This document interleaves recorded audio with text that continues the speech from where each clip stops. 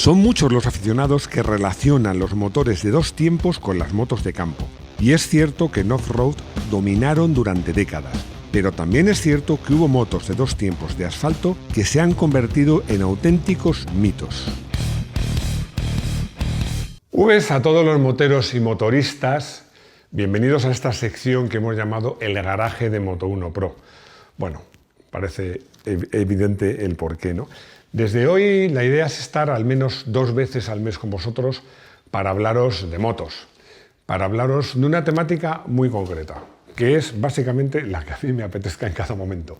Porque aquí vamos a hablar de motor, de pilotos, de técnica, de curiosidades, de todo lo que se me ocurra, pero también de todo lo que se os ocurra, porque aquí ya sabéis que en comentarios podéis contarnos qué os gustaría ver en estos vídeos. Vamos a hablar de motos de asfalto de dos tiempos, motos que a todos los quemados, y los no tan quemados, bueno, yo me incluyo entre los quemados, nos encantan. Nos encantan porque eran motos que sonaban distinto, había que conducirla de una manera distinta, incluso hasta olían diferente, motos con mucho encanto. Motos que han desaparecido y muchos diréis, bueno, han desaparecido por temas de polución. Pues no solo. La verdad es que quien ha hecho más por la moto de dos tiempos ha sido KTM, ha habido otras, pero sobre todo KTM con la adopción de la inyección de los dos tiempos ha conseguido superar normas anticontaminación que parecían muy difíciles de alcanzar por los dos tiempos. Las motos grandes de dos tiempos han desaparecido, pero es que incluso en las motos pequeñas, que era el dominio de estos motores, también, porque las modernas cuatro tiempos son más silenciosas, más económicas, contaminan menos y gastan menos gasolina. Con el tiempo seguramente desaparecerán en las ciudades las motos de cuatro tiempos y dejarán paso a las eléctricas. ¿Es este el verdadero motivo? La polución. Es uno de los motivos. Pero en las motos grandes hay un motivo técnico que también es muy importante, muy importante. Y los que habéis llevado motos de dos tiempos, o las seguís llevando en el campo, lo tenéis muy claro. Los motores de dos tiempos funcionan mal a carga parcial. A ver, me explico. Tú con un motor de cuatro tiempos abres el gas un número de grados y la moto mantiene esa velocidad constante. ¿Con un dos tiempos pasa igual? No. Con un dos tiempos tú mantienes el gas y la moto empieza y se sigue acelerando, aunque mantengas el gas igual. Funciona muy mal a carga parcial. En el campo, donde estás todo el rato subiendo, bajando, no se nota tanto, pero en carretera sí. En carretera eran motos que tenías que estar jugando con el gas, incluso las más modernas, constantemente. Aparte de eso, eran motos más baratas, más fáciles de reparar, pero al mismo tiempo más frágiles, porque a pesar de los sistemas de inyección, en este caso de inyección de aceite, porque sabéis que los dos tiempos llevan el aceite en la gasolina, y si no se lo pones tú, pues la moto se lo pone. Pues bueno, si no las cuidas bien, siempre la sombra del gripaje estaba ahí. Sabéis que el gripaje es cuando, por falta de lubricante, el motor se queda hecho una pieza. Son motos, en definitiva, que eran menos fiables. Me ha costado mucho hacer esta lista y ya sé que me vais a decir que me he dejado motos fuera. Lo sé, pero quería hacer una lista solo de 10. Y además he tenido que quitar una que tenía especial cariño y me hubiera gustado que estuviera, la DKV Wankel. Me diréis, hombre, es Wankel, no es dos tiempos, pero bueno, ya sabéis que el motor Wankel en el fondo es un ciclo de dos tiempos. Pero bueno, vamos a empezar ya con las 10 elegidas para la gloria.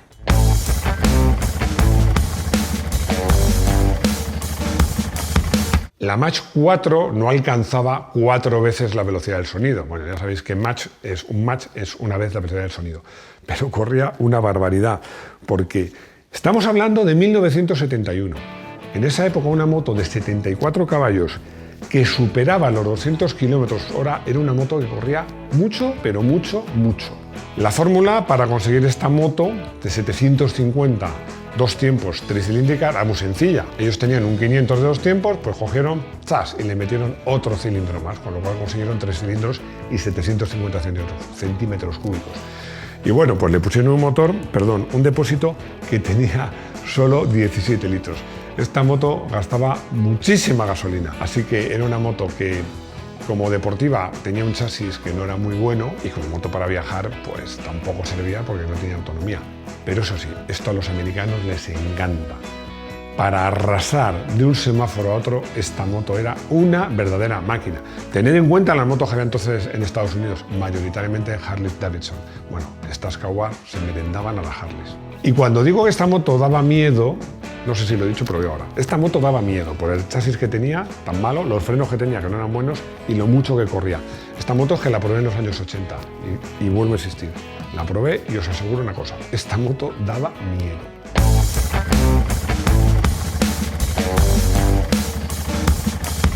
Esta Suzuki competía con la Kawasaki, con la primitiva, la primera H2 y luego con la Mach 4. Pero con una ventaja importante. Tenía refrigeración líquida, lo cual era muy poco habitual en la época. De hecho, el radiador, se puede ver, lo estáis viendo, era enorme. Pero porque en esa época presumir de radiador molaba, porque las motos con refrigeración líquida eran muy escasas y menos de 2 tiempos. Esta moto era más refinada que la Kawasaki, daba algunos caballos menos, daba solo 67. Pero bueno, tenía una suavidad y una finura que Suzuki decía que era comparable a la de un motor de 6 cilindros y 4 cilindros. Perdón, de 6 cilindros y 4 tiempos, que es que me lío con los cilindros. Pero bueno, hay una historia muy interesante que quiero contar de esta moto, porque yo de esta moto me enamoré, no de esta, sino un derivado de esta moto. Esta moto, bueno, pues se estaba exportando a Europa, pero no tenía el éxito que hubieran esperado. ¿Qué pasó? Que se juntaron con un stock importante de motos. Y bueno, y por ahí surgió un fenómeno, un tío que se llamaba Jacques Roca, no sé cómo se dice en francés, o Oca, supongo, no sé, Roca, yo siempre he llamado Roca. Este tío había sido ciclista de éxito, soldado, emprendedor, compró estas motos y ¿qué hizo? En esta época las motos japonesas tenían buenos motores y muy malos bastidores. ¿Y él qué hizo? Un bastidor magnífico, multitubular, una carrocería muy bonita, y creó lo que se llamaba Suzuki Roca. Yo me acuerdo que probé esta moto que tenía lo mejor de esos dos mundos. Tenía lo mejor de los motores japoneses y lo mejor de los europeos que sabíamos hacer chasis. Seguimos sabiendo, pero los japoneses ahora también. Bueno, yo esa prueba de esa moto me la leí decenas de veces. Me encantaba esa moto, la Suzuki Roca. Era una moto que era una maravilla. Y si alguien encuentra una, que me avise.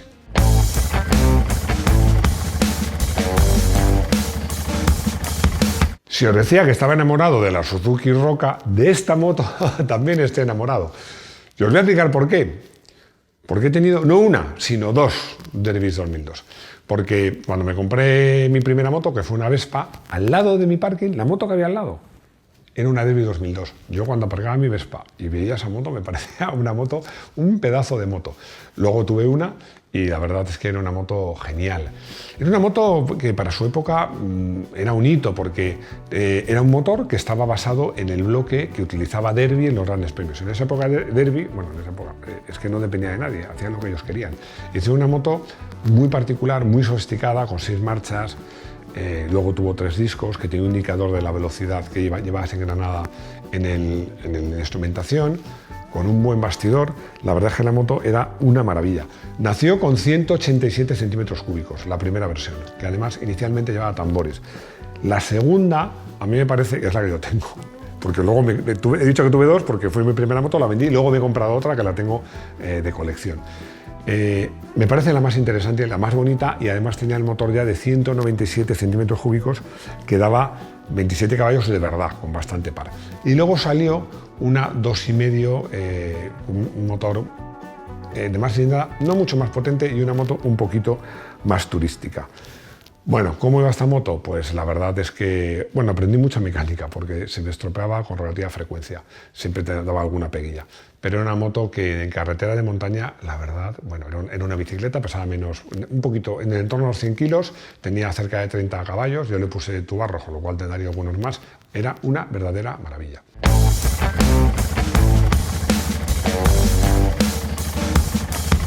Bueno, y voy de moto en moto de la que estoy enamorado, porque la Osa Yankee, me voy a extender un poco más, aunque Rodrigo me mire mal.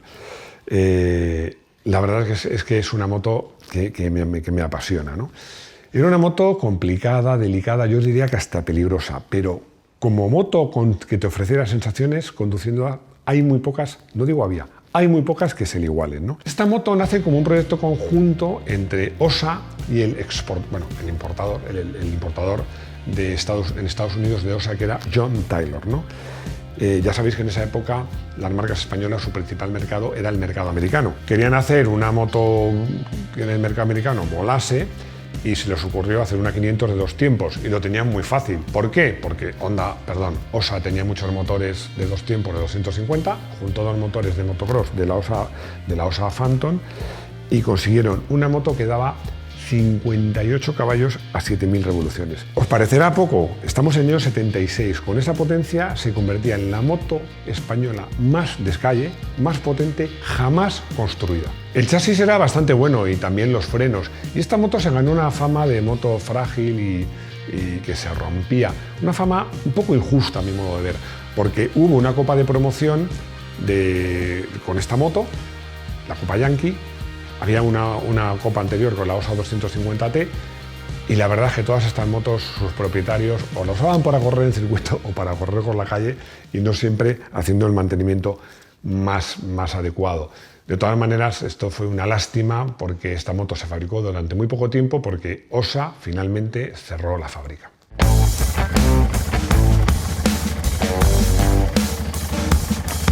Bueno, esta moto para muchos es el último éxito de Bultaco, porque Bultaco poco después de lanzar esta moto, pues cerró, ¿no? Lo más característico de esta moto era que su chasis, que además tenía un refuerzo que iba de la pipa de dirección hasta el anclaje, el eje de giro de basculante, era dorado, las llantas también. La moto estaba pintada en negro. Ese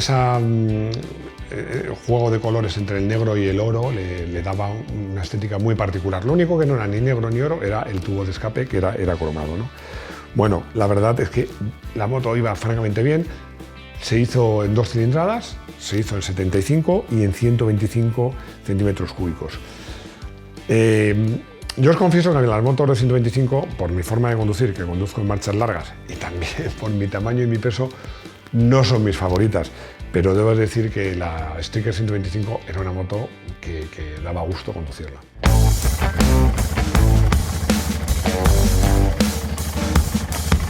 El rival de Bultaco en esa época era Montesa. Montesa lanzó la Crono. La Crono la había en varias cilindradas. Yo he elegido la de 350 porque realmente es la última Montesa de carretera que se fabricó. Bueno, recordad que en la Impala hubo una reedición en 1983, pero de moto de carretera la última que se fabricó, se diseñó, fue esta. La verdad es que cuando salió a la venta fue un poquito una decepción, porque en esa época Montesa corría con una 350, 2 tiempos, pero de agua, que es como se decía entonces, de refrigeración líquida. Se decía, es un motor de agua, obviamente no era de agua. Pero bueno, cuando salió, pues la gente esperaba que fuera de refrigeración líquida y al final no, era de aire, ¿no? Bueno, el motor era el mismo, era un motor fiable, muy reconocido. El mismísimo motor de la Honda Enduro 360 H6, que daba 30 caballos, que a lo mejor os pueden parecer pocos, pero ya tenía unos bajos importantes, ¿no? Además, esta moto con unos toquecitos en el cilindro, un escape y tal, que sobrepasaba los 40 caballos, era muy fácil. Y de hecho, yo creo que casi todo el mundo toqueteaba estas motos.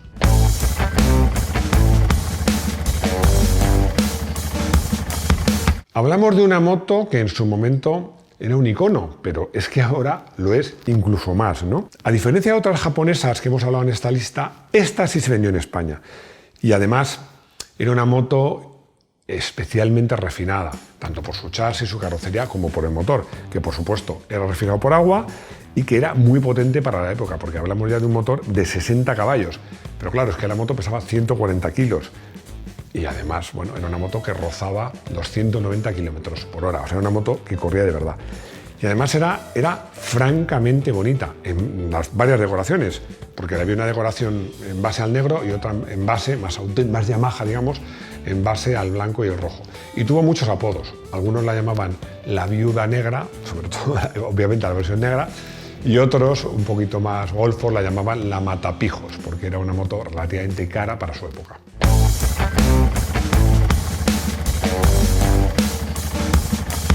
Esta moto, realmente os puedo decir que era una moto de competición hecha para la calle. Honda corría con éxito en 500, entonces era la máxima categoría del mundial de motociclismo, con una tricilíndrica, hizo una versión de calle de este motor, un poquito menos de cilindrada, 400. Era un motor muy curioso, porque era 3 cilindros, pero es que partieron de un motor de 2 cilindros horizontales, es decir, paralelas al suelo, que apuntaban hacia adelante, y le añadieron un tercer cilindro que iba vertical entre los dos, una configuración, una V un poco rara, pero hacía que el motor fuera muy compacto y bueno, esa moto tuvo muchísimo éxito en competición. Bueno, era una moto que, ojo, para su cilindrada muy potente, daba 71 caballos a 8000 vueltas y pesaba solo 170 kilos, con un chasis muy refinado, unos frenos muy buenos. Era una moto que realmente en carreteras viradas bueno, era rapidísima, ¿no? Y además llevaba un sistema que ahora ya no se usa, pero que en esa época en competición era muy habitual, el famoso antihundimiento o anti-dive, ¿no? Que era un sistema que cuando frenabas impedía que la horquilla se comprimiera. Bueno, realmente una moto, como os decía al empezar, una moto de carreras para ir por la calle.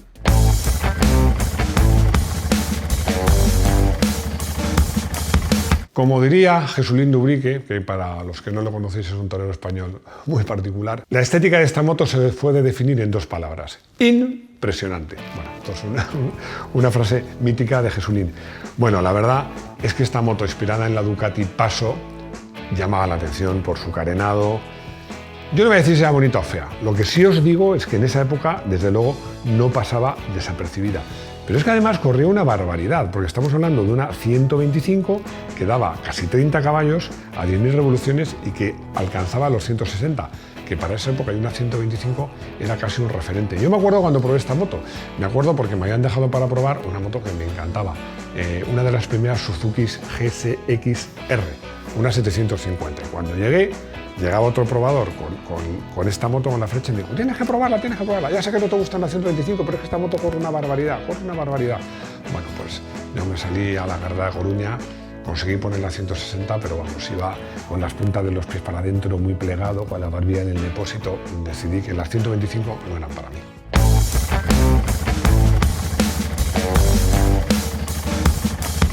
En estos años las Aprilia triunfaban en las carreras y la marca quiso hacer una moto para todos aquellos jóvenes que querían emular a sus ídolos en las Aprilias.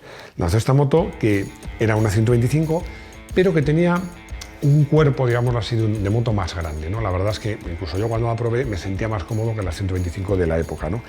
Era una moto también muy ligera, de 100 caballos, de 100 caballos no, perdón, de 100 kilos y 30 caballos. Pero bueno, para ser una 125 son cifras muy buenas. Era una moto que, como os digo, funcionaba bien a nivel de estabilidad y de frenos, pero que su mejor virtud era que pues se parecía mucho a las motos con las que Aprilia corría y que era una moto que de cuerpo parecía una moto más grande. Como os decía, se me han quedado muchas motos en el tintero y he recurrido a amigos míos que saben mucho más que yo para hacer esta lista. Sé que me he dejado fuera motos que vais a echar de menos, como la Gilera SP01 y SP02. Motos especialmente en España muy interesantes y muy queridas porque se hicieron con ellas copas de promoción en la que salieron pilotos tan importantes como Sete Gibernau, ¿no? Pero bueno, al final, como digo siempre, hay motos que me he dejado fuera porque no me cabían, pero todas las que he hablado son motos que seguro que os gustan, porque como lo decía al empezar, las motos de los tiempos eran especiales, había que conducirlas de una manera especial, sonaban de una manera especial y olían de una manera especial. Quiero que estos vídeos del garaje de Moto1 Pro acaben de una forma divertida, así que me he inventado una sección final que vamos a llamar la anécdota. Siempre habrá una anécdota, siempre. Entonces, os voy a contar porque en esta época dorada de los dos tiempos tuve oportunidad de probar varias. Probé, bueno, por supuesto la Derby 2002 porque la tenía. Probé mi primera moto de enduro, una 250H a secas. Pero sobre todo, probé la Osa Yankee. La Osa Yankee que, recuerdo, en esa época era la moto española más rápida. Y probablemente de las motos que se venían en España, que era un mercado, como sabéis, cerrado, de las motos más rápidas que había. Bueno, la moto corría una barbaridad. No iba mal de frenos y de bastidor, pero no eran como las motos de ahora. Disfruté muchísimo de esa moto. ¿Pero cuál es la anécdota? Bueno, que mi socio no era especialmente ducho para las motos, se empeñó en probarla. Yo le dije: vale, ten cuidado, por favor, ten cuidado, esta moto corre mucho, va muy bien, pero corre mucho. Bueno, él cogió, se fue, salió como un loco y llegó a una calle, me la he apuntado aquí porque a lo mejor algunos, los que veáis en Madrid o conozcáis Madrid, la conocéis, que es Joaquín Costa, cuando llegas a la Plaza de la República Argentina. Para los que no conozcáis Madrid, da igual. Es una calle en ligera subida que llega a una plaza con una fuente. Bueno, el tío llegó vamos, a toda velocidad, no había semáforo, había un señal al paso, la moto aceleraba como una bestia y cuando llegó a la plaza acelerando a fondo vio que llegaba un coche, frenó en seco, no llegó a chocarse con el coche, pero lo curioso, y la anécdota está, yo iba detrás, en que desapareció. O sea, la moto se cayó, el coche pasó, yo dije, ¿qué ha pasado? ¿Dónde estás, Enrique? ¿Dónde estás? ¿Dónde estás? ¿Dónde estás? ¿Dónde estás? No lo he encontrado. Yo, pero ¿cómo puede ser que ha desaparecido? Y es que había hecho un caballito, había salido por delante de la moto y se había caído en la fuente. Y ya de repente apareció todo empapado, andando por la plaza. No se hizo ni un solo rasguño, ni un solo rasguño. Bueno, la anécdota acabó bien, el accidente acabó bien, la moto se hizo algunos arañazos, pero bueno, sobre todo insistir que realmente esta moto es que corría una barbaridad. Y bueno, pues ya hemos llegado al final de nuestro vídeo. Como os digo siempre, ya sabéis que espero vuestros comentarios, espero vuestros likes. Sabéis que en Moto1 tenemos vídeos de todo tipo, tenemos vídeos de motor de campo, muchas clases de vídeos diferentes, no os perdáis los vídeos que os ofrecemos en el canal y yo espero veros de nuevo muy pronto en esta sección, en nuestro garaje de Moto1 Pro.